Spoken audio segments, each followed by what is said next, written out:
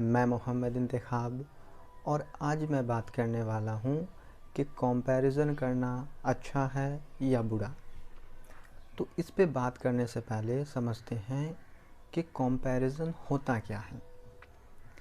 देखिए, कंपैरिजन एक ऐसा तरीका है जिसके थ्रू हम चीज़ों के डिफरेंस के बारे में समझ पाते हैं, लोगों के डिफरेंस के बारे में समझ पाते हैं और ज़्यादा इन्फॉर्मेशन ले पाते हैं। तो अब हम कंपैरिजन से जो समझे हैं, जो इन्फॉर्मेशन लिए हैं, हम उसका यूज़ किस तरह से करते हैं, उसके बेस पे हम कहेंगे कि कंपैरिजन अच्छा है या बुरा।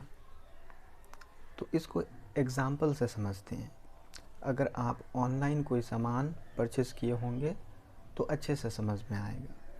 तो फ्लिपकार्ट पे और अमेज़ॉन पे नया अपडेट आया है कि अगर आप कोई भी प्रोडक्ट लेना चाहते हैं तो सेम प्राइस में आप दूसरे कंपनी के प्रोडक्ट के साथ आप कंपेयर करके देख सकते हैं। तो मान लीजिए कि आप अमेज़ॉन पे गए और आपने सर्च किया कि बेस्ट फ़ोन अंडर इतना रुपीस, तो आपके सामने कुछ कंपनी के फ़ोन शो होंगे। तो आपने किसी एक पे क्लिक किए, तो क्लिक करने के बाद आप उस फ़ोन के बारे में डिटेल में जान पाएंगे। तो थोड़ा नीचे आइएगा तो आपको एक ऑप्शन दिखेगा कंपेयर का। तो जब आप उस पर क्लिक कीजिएगा तो आपके सामने एक टेबल आएगा और आपके सामने 3 फ़ोन रहेगा, एक वो जो आप क्लिक किए थे और 2 और दूसरे कंपनी का फ़ोन, और डिटेल में कंपैरिजन दिया होगा।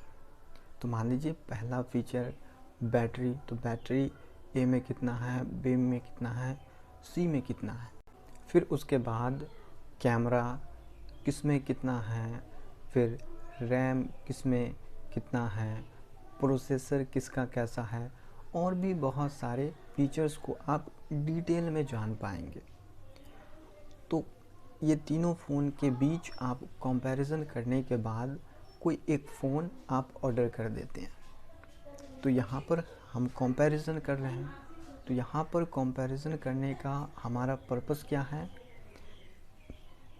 कि अपने नीड के अकॉर्डिंग हम एक बेहतर फ़ोन लेना चाहते हैं। तो इस तरह के कंपैरिजन को आप गुड कंपैरिजन बोल सकते हैं। तो अब कंपैरिजन बुरा कब है? मान लीजिए कि आपने जो 2 फ़ोन नहीं लिए हैं, तो हम में से ज़्यादातर इंसान क्या करते हैं, जो फ़ोन हम नहीं लेते हैं हम उससे कहते हैं वो फ़ोन अच्छा नहीं था। किस बेस पे? क्योंकि उस फ़ोन में हमारे नीड के अकॉर्डिंग फीचर्स नहीं होते, तो हम कहते हैं वो फ़ोन अच्छा नहीं था। तो अगर कंपैरिजन से जो इन्फॉर्मेशन मिला, अगर हम उसका यूज़ इस तरह से कर रहे हैं कि किसी फ़ोन को बुरा कहने में, तो कह सकते हैं कि ये कंपैरिजन बुरा है।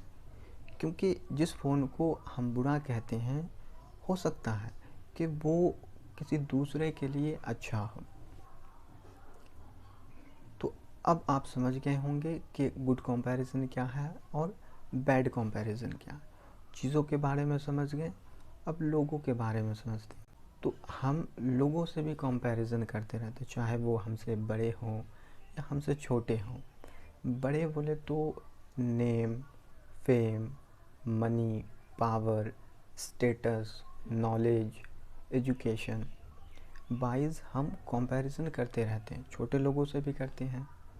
तो अगर कंपैरिजन करके हम जो कुछ भी समझते हैं, जो कुछ हमें इन्फॉर्मेशन मिलता है, अगर हम उसका यूज़ अपनी लाइफ को इम्प्रूव करने में करते हैं, बेटर डिसीज़न लेने में करते हैं, तो हम कह सकते हैं कि कंपैरिजन अच्छा है और आप इसे गुड कंपैरिजन बोल सकते हैं। और कंपैरिजन से हमें जो इन्फॉर्मेशन मिलता है, अगर हम उसका यूज़ खुद को छोटा महसूस करने में या खुद को बड़ा महसूस करने में या किसी दूसरे को छोटा कहने में या किसी चीज़ को बुरा कहने में यूज़ करते हैं, तो इस तरह के कंपैरिजन को आप बैड कंपैरिजन बोल सकते हैं। और बैड कंपैरिजन हमें गलत ट्रैक पे ले जाता है। जो हमें दुख के सिवा कुछ और नहीं दे सकता। तो उम्मीद करता हूँ मैं कि कंपैरिजन को लेकर आपके जो भी डाउट थे वो क्लियर हो गए होंगे कि कंपैरिजन क्या होता है, गुड कंपैरिजन क्या होता है, बैड कंपैरिजन क्या होता है। और अगर फिर भी आपके कुछ डाउट्स हो या कुछ क्वेश्चंस हो तो आप कमेंट करके पूछ सकते हैं।